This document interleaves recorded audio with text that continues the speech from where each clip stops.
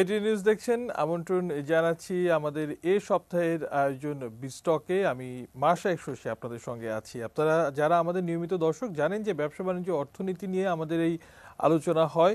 অর্থনীতি বা ব্যবসায় সংশ্লিষ্ট একটি বিষয়ে আমাদের সঙ্গে অতিথিরা যুক্ত হন, আমরা তুলে ধরি তাদের মতামত, অভিমত, বুঝতে চাই দেশের অর্থনীতির গতি প্রকৃতি বা ব্যবসায়িক পরিবেশ কেমন বিরাজ করছে। ঠিক সে প্রেক্ষাপটেই আজও দুজন অতিথি আমাদের সঙ্গে যুক্ত হচ্ছেন কানেক্টিভিটিতে। আছেন ডক্টর আহসানুল আলম পারভেজ, অর্থনীতি ও বিনিয়োগ বিশ্লেষক, এবং মোহাম্মদ হেলাল উদ্দিন, সভাপতি বাংলাদেশ দোকান মালিক সমিতি। আপনাদের দুজনকেই আমন্ত্রণ। এবং এই দুজন আমন্ত্রিত অতিথিদের সঙ্গে মূলত আমরা আজকের দিনে বা এই সপ্তাহের আলোচনা করতে চাই যে সাম্প্রতিক সময় দেখা যাচ্ছে শীতকালীন সবজি ব্যতীত বাজারে অন্য সকল নিত্য প্রয়োজনীয় পণ্যের দাম হঠাৎ করে আবারও বাড়তে শুরু করেছে। বিশেষ করে চালের দাম নতুন করে আবার বাড়তে শুরু করেছে। যেতে চাই প্রথমেই ডক্টর আহসানুল আলম পারভেজ, তার কাছে আপনার কাছে জানতে চাই যে বাজারে শীতকালীন সবজির দাম এই মুহূর্তে কিছুটিও সহনীয় হলেও ধানের বাম্পার ফলন এবার হয়েছে, তারপরেও কুষ্টিয়ার মোকামগুলোতে আমরা দেখছি যে চালের দাম কেজিতে 2 থেকে 4 টাকা বাড়ছে। ঢাকার বাজারেও তার প্রভাব পড়তে শুরু করেছে। পেঁয়াজ এবং আলুর দাম তো আগে থেকেই চড়া। এই যে বর্তমান বাজার পরিস্থিতি, সেটা কি বছরের এই সময়টার জন্য কতটুকু স্বাভাবিক? আপনাকে এবং আপনার মাধ্যমে আপনাদের দর্শক শ্রোতাকে সালাম শ্রদ্ধা দিয়ে শুরু করছি। নিত্য পণ্যের দর আমাদের সাধারণ মানুষের, মধ্যবিত্ত মানুষের সবার জন্য একটা অত্যন্ত উৎকণ্ঠার বিষয়।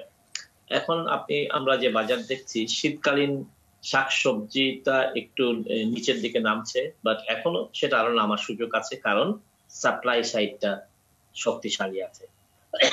কিন্তু কেন জানি কারণে অকারণে দেখা যাচ্ছে চাল আপনার ইভেন কি আলুরও বা ইত্যাদিরও দাম উপর দিকে উঠে যাচ্ছে। অভিযোগ আছে যে বাজার মনিটরিং এর ব্যবস্থা নাই। তো আমি মনে করি যে আমি এটার জন্য চিন্তিত, কারণ আমাদের এই নিত্য প্রয়োজনীয় দ্রব্যের বাজার বৃদ্ধি, মানে বাজারের উচ্চ মূল্যের জন্য আমাদের ইনফ্লেশনটাও বৃদ্ধি পাচ্ছে। সো এই যেমন এই মাসে আমাদের ইনফ্লেশন আমাদের যত প্রত্যাশা করেছি তার চাইতে উপরে আছে। আমি হেলাল ভাইকেই প্রথম আরো বেশি করে জানতে চাইবো যে আমি বলার পরে যে কারণগুলো আমি বলার পরে উনি আরো বেশি করে বলতে পারবে। সেটা হচ্ছে যে আমাদের কাছে মনে হচ্ছে, আমার কাছে বারবার মনে হচ্ছে যে চাউলের যেটা আমরা কিনি, সরকার যেটা কিনছে এবং প্রাইভেট সেক্টরে যেটা আসছে, সেখানে সিন্ডিকেটের হাত আছে এবং ট্রান্সপোর্টেশনের ক্ষেত্রে চাঁদাবাজি আছে। এবং বাজারের দিকে চলে আসলো, সব বাজার না হলে অনেক বাজারে আবার ওটা সিন্ডিকেট করে মূল্য নিয়ন্ত্রণ করতেছে, যেখানে বাজার মনিটরিং এর শক্তিশালী কোনো হাত নেই। কিন্তু বাজার মনিটরিং বলে রাখা ভালো যে বাজার মনিটরিং করে কিন্তু কোনো পণ্যের অথবা ব্যাগ কোনো পণ্যের দাম কমানো যায় না। সে জায়গায় বাজার মনিটরিং এর চাইতে বেশি হচ্ছে সরকার যদি, সংশ্লিষ্ট মন্ত্রণালয় যদি সাপ্লাই চেইনটা, বিশেষ করে বন্টন প্রণালীটা একেবারে উৎপাদন স্থল থেকে ভোগস্থল পর্যন্ত আসায় পণ্য মূল্য যে বারবার বৃদ্ধি পায়, সেই কারণ এটা তো স্পষ্ট যে অন্তত বছরের এই সময়টাতে বর্তমান যে বাজার পরিস্থিতি সেটা আপনার চোখে একেবারেই অন্তত স্বাভাবিক বলা যাবে না। একটু মোহাম্মদ হেলাল উদ্দিন, আপনার কাছে আসতে চাই। ব্যবসায়ীদের দৃষ্টিতে, আপনি নিজেও একজন ব্যবসায়ী, আপনার দৃষ্টিতে আসলে বাজার কতটুকু স্বাভাবিক আছে? আপনি কি মনে করছেন যে সবকিছু স্বাভাবিক গতিতেই এগোচ্ছে? আপনি যদি এভাবে খেয়াল করেন বিষয়টা, যে কিছু কিছু পণ্য আছে যেগুলো আসলে খুবই স্বাভাবিক গতিতে চলছে, কিছু কিছু পণ্য আছে যেগুলো আসলে উঠানামা করছে। এখন ধরেন আপনি আন্তর্জাতিক বাজারে, আমার যেমন তেল আমাদের বাইরে থেকে, ভোজ্য তেল আমাদের বাইরে থেকে আমদানি করতে হয়, চিনি আমাদের বাইরে থেকে আমদানি করতে হয়, আমাদের অনেক পণ্য কিন্তু বাইরে থেকে আমদানি করতে হয়। যেহেতু আমাদের বাইরে থেকে আমদানি করতে হয়, সেই ক্ষেত্রে আমাকে খেয়াল করতে আসলে আন্তর্জাতিক বাজারটা কি পরিমাণ উঠানামা করছে। তো আন্তর্জাতিক বাজার যখন উঠানামা করে তখন দেশীয় বাজারটা উঠানামা করে। একটা জিনিস আমাকে খেয়াল রাখতে হবে যে আসলে মানে বাংলাদেশ কিন্তু একটা আলাদা কোনো মানে জায়গা না, এটা এখন সারা গ্লোবাল ওয়ার্ল্ডের একটি অংশ। অতএব আমি সারা পৃথিবীটাই কিন্তু এখন আমি মোবাইলে বসে বসে দেখতে পাচ্ছি।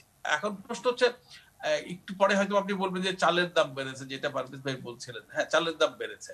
আপনি দেখেন চালের দাম যখন বাড়ে তখন ধানের দামও বাড়ে, ধানের দাম যখন বাড়ে তখন কৃষকরা খুশি হয়, আবার আমরা যারা ভোক্তা আমরা একটু কষ্ট পাই, এটাই তো সত্য। এখন প্রশ্ন হচ্ছে চালের দামটা কত হওয়া দরকার ছিল।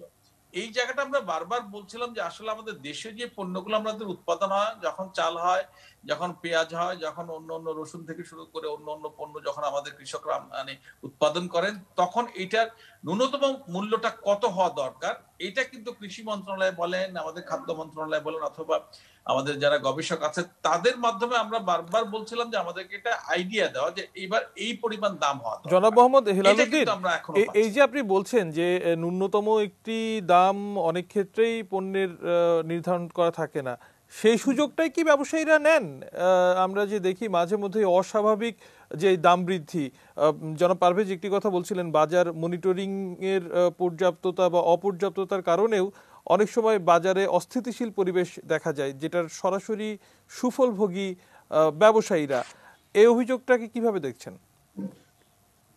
না, ঠিকই আছে, আপনি যেটা বললেন না যে আসলে এই এটা সুযোগটা কি ব্যবসায়ীরা নেয় কিনা, একেবারে যে মাঝে মধ্যে নেয় না সেটা কিন্তু বলার কোনো সুযোগ নেই। সুযোগ থাকলে তো এই সুযোগের ব্যবহার মানুষ করতেই চাইবে, বিষয়টা ওই জায়গায় ঠিকই আছে। কিন্তু বিষয় হচ্ছে যে রাষ্ট্রের যে ব্যবস্থাপনাটা থাকবে, যেমন ধরেন আমি কয়েকদিন আগে দেখলাম যে আমাদের খাদ্যমন্ত্রী বলেছেন চাল আমদানি করবে, চাল আমদানি করার সাথে সাথে কিন্তু যেভাবে চালের দামটা বাড়ার কথা ছিল, মানে মানে ট্রেন্ডটা যেটা আমরা দেখছিলাম সেটা কিন্তু কমে এসছে।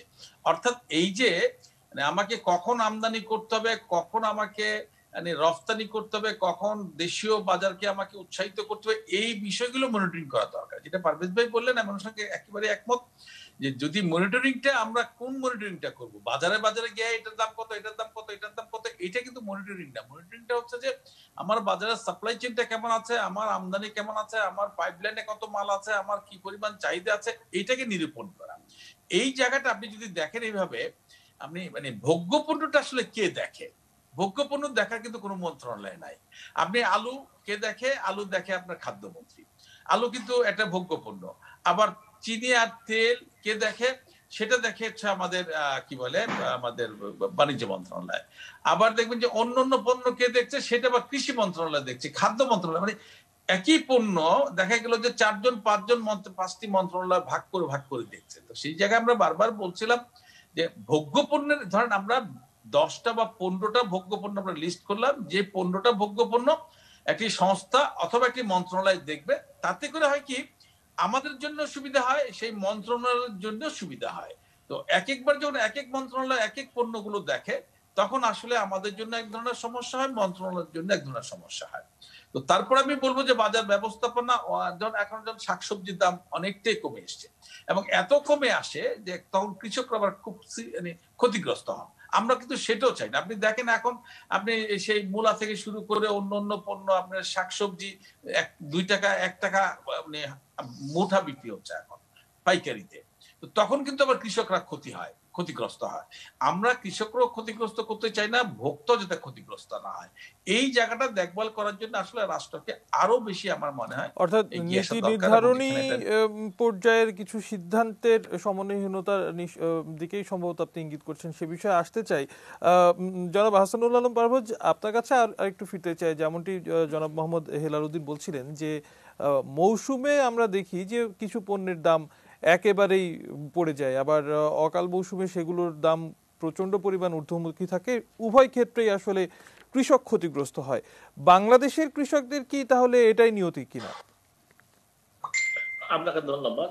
এবং আমি প্রথম হেলাল ভাইকে খুব ধন্যবাদ দিতে, উনি সমস্যার গোড়ার প্রশ্নের মধ্যে একটাতে চলে এসছে। আমি 1 2 3 4 করে বলি। দেখেন, যখন কোনো জিনিসের দাম বাড়ে, আমাদের এখানে যারা নিম্ন মধ্যবিত্ত আছে তারা কষ্ট পায়, কিন্তু তার উপরে আমরা যারা আছে কম বেশি সবারই উপরি আয় আছে, অর্থাৎ টেবিলের নিচের আয় আছে, অথবা চাকরি আছে, অর্থাৎ একটা না একটা আর্থিক একটা নিরাপত্তা আছে। কিন্তু আমার কৃষক ভাইদের কোনো ধরনের আর্থিক নিরাপত্তা নাই। তারা অনেক সময় ফসল ফলিয়ে তাদের দামটুকু পায় না। তাই আমি হেলাল ভাইয়ের সাথে শুধু যোগ করতে চাই যে হেলাল ভাই, এটা একটু আমরা জানতে চাই যে সরকারের ব্যবস্থাপনায় বা আপনারা যারা ব্যবসার চেইনে আছেন, যে কৃষক কি সত্যি দামটা পাচ্ছে? কৃষক পর্যায়ের দাম পাচ্ছে না এটা বলা যাবে না। আপনি দেখেন পারভেজ ভাই, এবার কৃষকরা কিন্তু আমরা যে আমন ধান নিয়ে সবাই খুব দ্রব্যমূল্য খুশি, কমবে। সবাই বলছেন যে ১,০০০ টাকার উপরে এখন ১১০০ টাকা মানে প্রায় ওনারা বিক্রি করছেন। তো কৃষকরা মোহাম্মদ কিন্তু এই হেলালুদ্দিন, মুহূর্তে এই ধানের ধানের বাজার নিয়ে খুব বিষয়টিতেও সুস্পষ্টভাবেই আসলে আসতে চাই। কৃষক পর্যায়ে যে পরিমাণ বা যে টাকাতে ধান সংগ্রহ করা হচ্ছে তার বিপরীতে চালকল মালিকরা কতটুকু মুনাফা করছেন, পাইকার তারপর খুচরা পর্যায়ের ভোক্তা, খুচরা পর্যায়ে হয়ে ভোক্তার কাছে আসতে আসতে যে দামটা দিচ্ছেন সেটির সমানুপাতিক দামকে আদৌ কৃষক ধান বিক্রি করে পাচ্ছেন কিনা, সেই বিশ্লেষণটাও নিশ্চয়ই আমি আপনার কাছে এবং জনাব পারভেজ আপনার কাছেও জানতে চাইবো। ছোট একটা বিরতি নিয়ে ফিরছি, সঙ্গে থাকুন।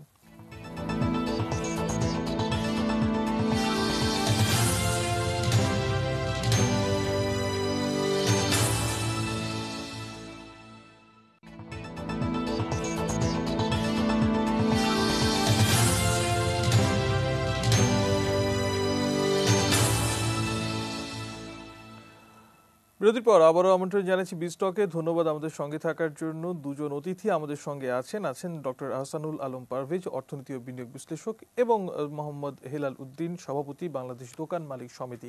আপনাদের দুজনকে আরও একবার আমন্ত্রণ জানাচ্ছি।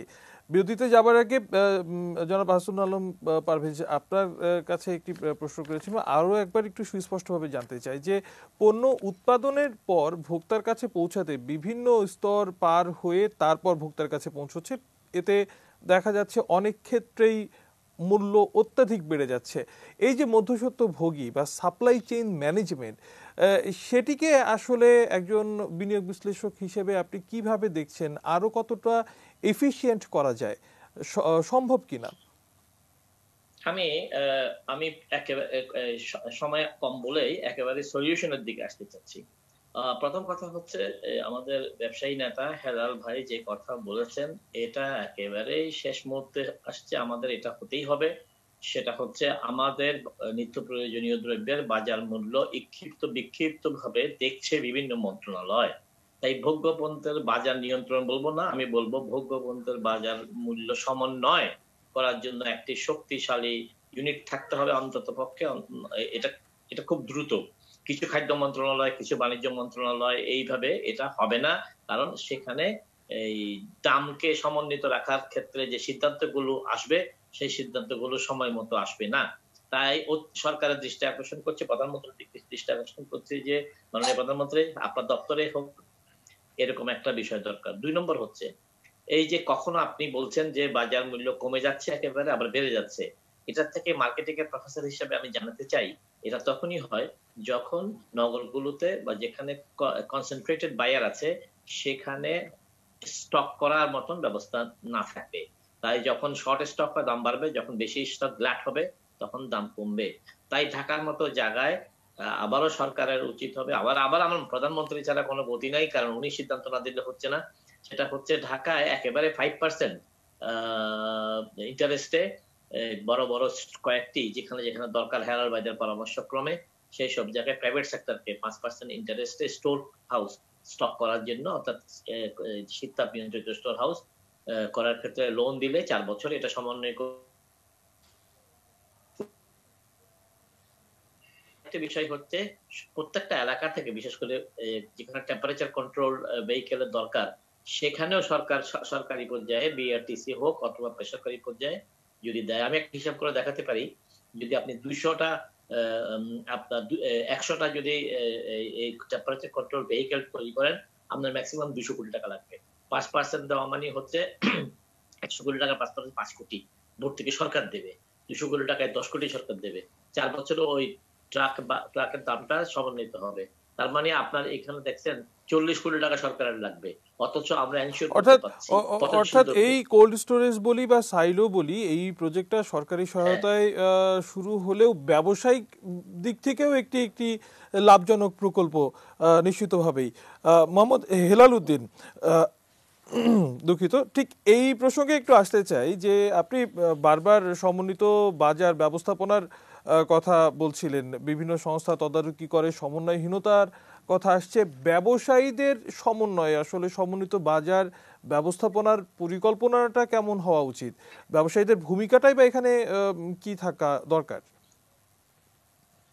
দেখেন, আপনি একটা জিনিস তো নিশ্চয় স্বীকার করবেন যে ব্যবসায়ীদের ভূমিকা কখনোই খুব যে খারাপ ছিল আমার মনে হয় না। কারণ আপনি দেখেন এই প্যান্ডামিকের সময় আমাদের কোনো ভোগ্যপণ্যের দাম বাড়ে নাই, এবং এখন আপনি দেখবেন যে অনেক ভোগ্যপণ্য আপনি সরকার যে দামে বিক্রি করছে তার চেয়ে অনেক কম দামে ব্যবসায়ীরা প্রাইভেট সেক্টর বিক্রি করছে। যেমন ধরেন চিনি, চিনি সরকার কিন্তু 60 টাকার নিচে কেজি বিক্রি করতে পারছে না, আর প্রাইভেট সেক্টরে দেখবেন যে এখনো 56-57 টাকা করে বিক্রি হচ্ছে।